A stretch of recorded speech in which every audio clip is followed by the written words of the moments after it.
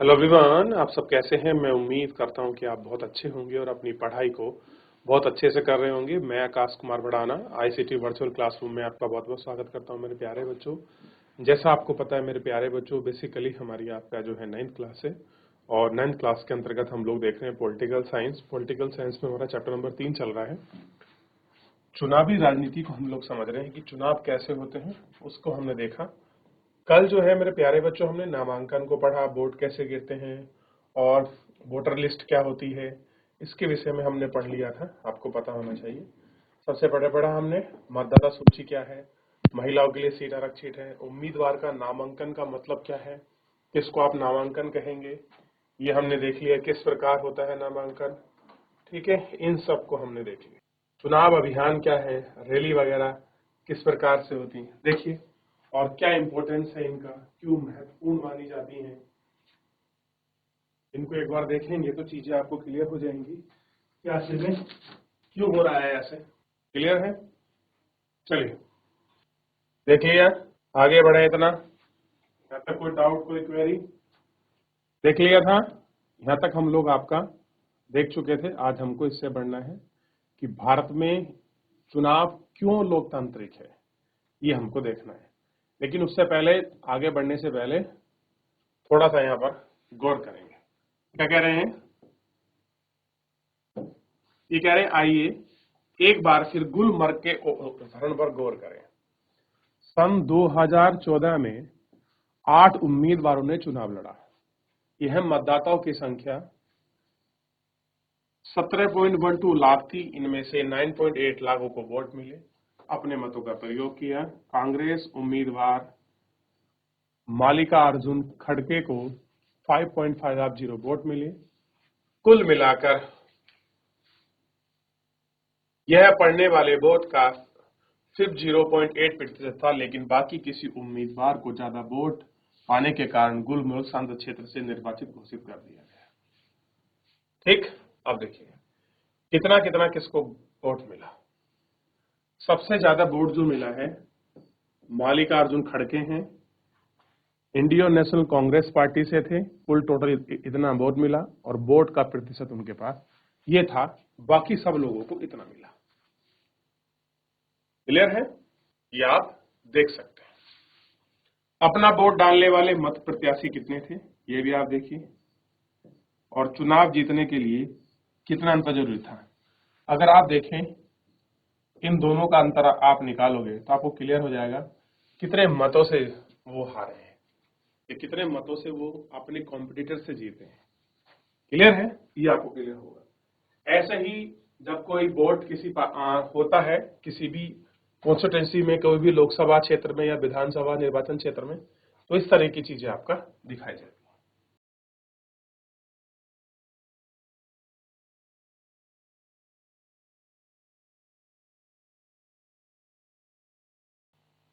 चलिए देख लिया, आगे बढ़ जाऊं।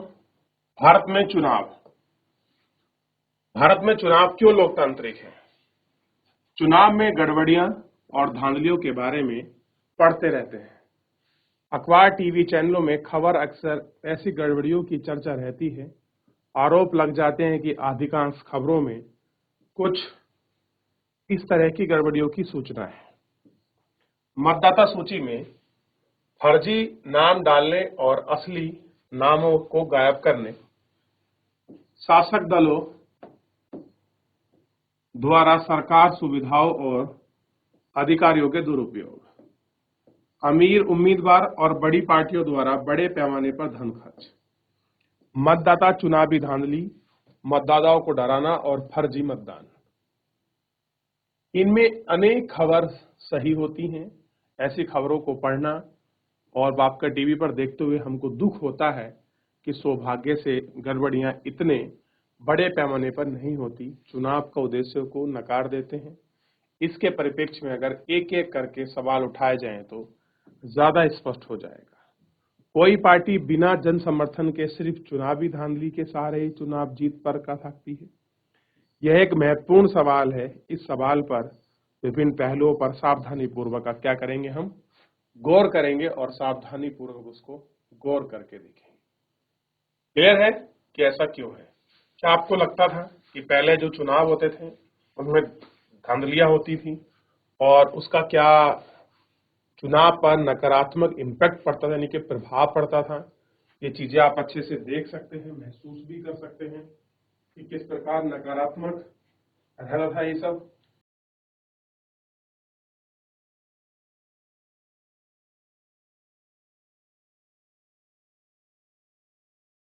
क्लियर है? चलिए आगे देखते हैं। स्वतंत्र चुनाव आयोग निष्पक्ष चुनाव होते हुए भी यह नहीं, इसे जांच करने का एक तरीका है। उनको देखा है कि संचालन कौन करता है, चुनाव करने वाले सरकार स्वतंत्र है, फिर सरकार या शासक उन पार्टी पर दबाव और प्रभाव बनाती है। क्या स्वतंत्र और निष्पक्ष आपका चुनाव कराने की शक्ति है? क्या वे इन शक्ति को वास्तव में प्रयोग करते हैं? हमारे देश में इन सवालों का जवाब काफी हद तक नकारात्मक है। हमारा चुनाव आपका स्वतंत्र और बहुत ताकतवर आयोग द्वारा कराए जाते हैं। इसे न्यायपालिका के समान ही आजादी से प्राप्त होता है। मुख्य चुनाव आयोग की नियुक्ति भारत के राष्ट्रपति द्वारा कर नियुक्त हो जाने के बाद आयुक्त राष्ट्रपति सरकार और उसके प्रति जवाबदेह नहीं रहता है। अगर शासक पार्टी या सरकार का चुनाव आयोग पसंद ना हो तब भी मुख्य चुनाव आयोग को हटा पाना असंभव है। दुनिया के शायद ही किसी चुनाव के बाद भारत निर्वाचन आयोग जितने अधिक प्रमाण पत्र होंगे। भारत निर्वाचन आयोग चुनाव की अधिसूचना जारी करते हैं। अधिसूचना का मतलब होता है डेट, कब कब चुनाव होंगे, कहां कहां पर, कितने चरणों में होंगे। चुनाव नतीजे घोषणा कर सकते हैं। पूरी चुनाव प्रक्रिया का संचालन के लिए पहलू पर नियंत्रण है। आदर्श चुनाव संहिता लागू कराते हैं। इसका उल्लंघन करने वाले उम्मीदवार को पार्टी को आपके सजा देते हैं।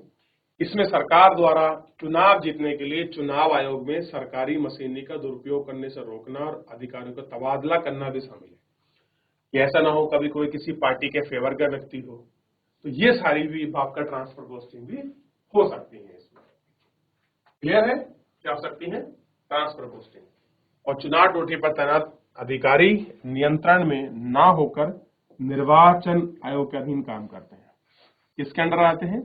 निर्वाचन आयोग। जैसे डीएम वगैरह की नियुक्ति कौन करता है? स्टेट में तो आपका सेक्रेटरी वगैरह करते हैं। लेकिन जैसे ही चुनाव होता है, चुनाव के समय ये सारी मशीनरी किसके लिए काम करने लगती है? ये सारी मशीनरी आपका चुनाव आयोग के लिए काम करने लगती है। पिछले करीब 50 वर्षों के दौरान निर्वाचन आयोग ने अपनी शक्तियों का प्रयोग शुरू किया है और साथ ही अपनी शक्तियों में फिर से विस्तार किया है। अब चुनाव आयोग का आप रुख देखते होंगे, बहुत टाइट रुख है चुनाव आयोग का। बड़ी शक्ति के साथ चुनाव आयोग रहता है। क्लियर है? ये आपको दिखाई देगा।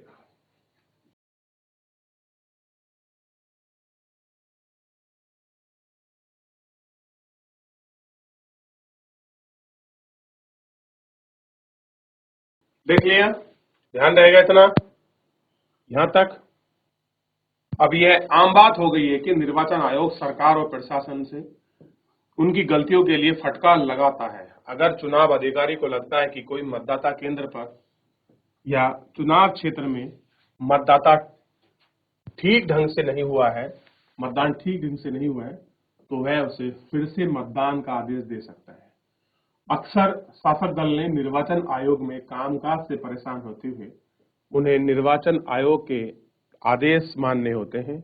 अगर निर्वाचन आयोग स्वतंत्र और शक्तिशाली नहीं होता है तो यह संभव नहीं है कि क्या संभव नहीं है कि चुनाव निष्पक्ष होंगे। अब देखिए, शक्तिशाली नहीं हो तो यह संभव नहीं है, यानी कि उसका स्वतंत्र होना और उसका शक्तिशाली होना ही चुनाव को स्वतंत्र और निष्पक्ष बनाता है।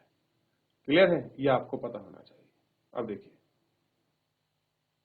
चुनाव आयोग ने 14वीं लोकसभा के गठन की अधिसूचना जारी करी। क्या है?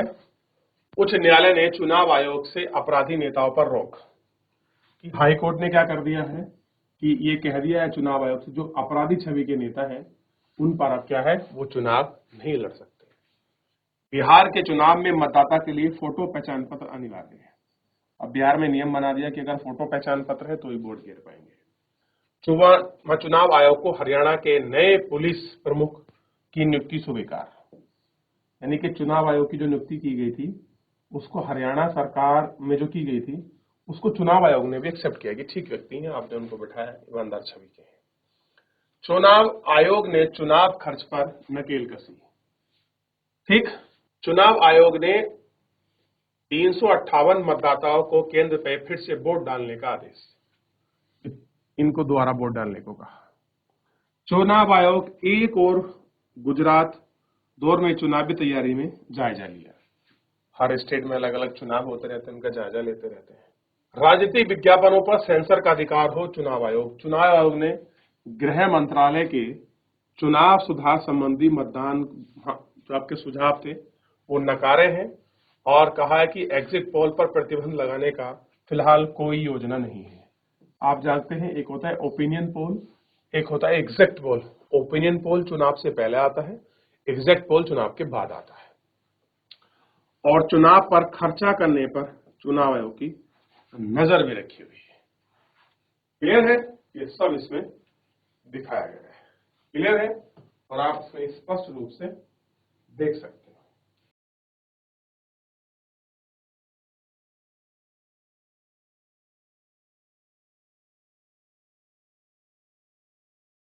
आगे बढ़ जाए। चुनाव में लोगों की भागीदारी।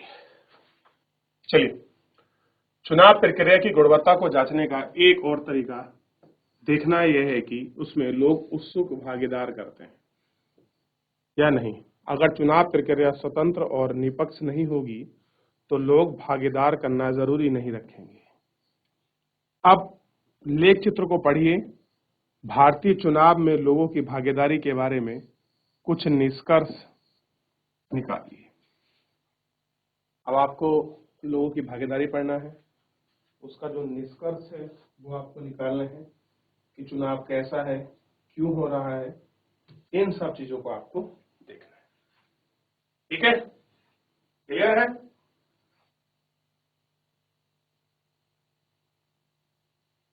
आगे बढ़ जाए। लोगों की भागीदारी का पैमाना आमतौर पर मतदान करने वाले आंकड़ों को बयान जाता है। मतदाता आयोग रखने वाले कितने प्रतिशत लोग असल में मतदाता का यह हिसाब लगाना मुश्किल नहीं है। पिछले वर्षों में यूरोप और उत्तरी अमेरिका में लोकतांत्रिक देशों में मतदान का प्रतिशत गिरा है। कह रहे हैं कि इन देशों में गिरा है और यहाँ तो स्थिर रहा है या ऊपर गया है। अब भारत में या तो स्थिर है या ऊपर गया है। अब लोग वोट गिनने नहीं जाते। आपको पता, जो एलिट वर्ग है वो वोट गिनने नहीं जाता। वोट गिनने कौन लोग जाते हैं? जो मिडिल और लोअर क्लास है, वो बहुत वोट पर ध्यान देता है। क्लियर है? इस चीज को बड़ा देखा जाता है। ठीक, चलो हो गया। 90, 80, 70, 60, 50, 40, 30, 20, 10 देख रहे हो। भारत सबसे अमीर और बड़े देशों की तुलना में गरीब और निरक्षर और कमजोर ज्यादा लोग मतदान करते हैं। देखिए, मैंने कहा ना, जो गरीब हैं, जो पढ़े लिखे कम हैं, कमजोर वर्ग, वो ज्यादा मतदान करते हैं। पश्चिमी लोकतंत्र में स्थिति उल्टी है। अमेरिका में लोग अफ्रीकी मूल और इन्हेरिटेंस लोग, श्वेत लोग की तुलना में काफी लोग कम मतदान करते हैं। हर जगह अलग अलग है। अब देखिए, ऊंची जाति, ओबीसी, एससी और एसटी वोट पॉपुलेशन, तो सबसे ज्यादा एसटी कम्युनिटी वोट करती है, फिर उसके बाद एससी, ओबीसी और ये जनरल है। क्लियर है? ये भारत में। उधर बगल में दिखाया गया है यूएस का। तो क्या था, जो हिप्नोसिस है वो 28% लोग वोट करते हैं, आश्वेत लोग 56 सॉरी, और ये जो गोरे हैं वो कितने करते हैं? 60। क्लियर है? और ये 58 है, 56। क्लियर है? हो गया। आगे बढ़े। भारत में आम लोग चुनाव को बहुत कम महत्व देते हैं। उन्हें लगता है कि चुनाव के जरिए राजनीतिक दल अपने अनुकूल नीति और कार्यक्रम के लिए दबाव डाल सकते हैं। उन्हें लगता है कि देश का शासन चलाने के लिए उन तरीकों का बोर्ड का महत्व है कि भैया जो उनके तरीके के बोर्ड हैं उन्हीं का महत्व है। क्या आपको लगता है कि आपके बोर्ड का फर्क पड़ता है? तो 67% लोग बोलते हैं हमारे बोर्ड का फर्क पड़ता है और 18% लोग बोलते हैं कि फर्क नहीं पड़ता और 15% लोग बोलते हैं कि पता नहीं कि फर्क है कि नहीं। ये ऐसा लोग है कि लोग बोर्ड गेटते हैं तो बहुत से लोग जाते नहीं कि करना क्या है, कोई फर्क थोड़ी पड़ेगा। लोग कहते हैं पता नहीं है, डाटा निकल कर आया कि क्या हिसाब है। सो 67% लोग कहते हैं कि भाई इफेक्ट है हमारे बोर्ड डालने। तो इस तरह की चीजें आप चुनाव के दौरान देखते होंगे, जो बोर्ड वगैरह चलते हैं। आप देखिए, साल दर साल चुनाव से संबंधित गतिविधियों में लोग सक्रियता बढ़ती जा रही है। अब लोगों की जो एक्टिवनेस है वो बढ़ रही है। 2004 के बाद चुनाव में 1/3 से ज्यादा मतदाताओं ने चुनाव अभियान वाली गतिविधियों में किसी न किसी तरह आपका भागीदारी की है। आधे से ज्यादा लोग खुद किसी न किसी दल के नजदीक बताए हैं। प्रत्येक 7 मतदाताओं में से एक व्यक्ति किसी न किसी राजनीतिक दल का सदस्य है। कैसा है? किसी न किसी राजनीतिक दल का वो आपका सदस्य है। क्लियर है? और ये आपको दिखाई देगा कि वो सदस्य क्यों है, कैसे है, और कह रहे हैं ये सब चीजें हैं। कह रहे हैं कि भारत में चुनाव से संबंधित किसी न किसी गतिविधि में भाग लेने वाले ये 96, 98, 99 और 2004, और अगर ऐसा ही बेंचमार्क हम 2024 का बनाएं तो मुझे लगता है ये 65 प्लस पार कर जाएगा। क्लियर है? ये हमको देखना चाहिए। तो ये सारी चीजें हैं चुनाव के विषय की हमने देखी। चलिए, तो मेरे प्यारे बच्चों, फिलहाल जो है आज के इस लेक्चर में इतना ही करेंगे। मिलेंगे नेक्स्ट लेक्चर में। तब तक अपना ध्यान रखिए, स्वस्थ रहिए, अपनी पढ़ाई को बहुत अच्छे से करते रहिए। मुझसे जुड़ने के लिए आपका बहुत बहुत धन्यवाद।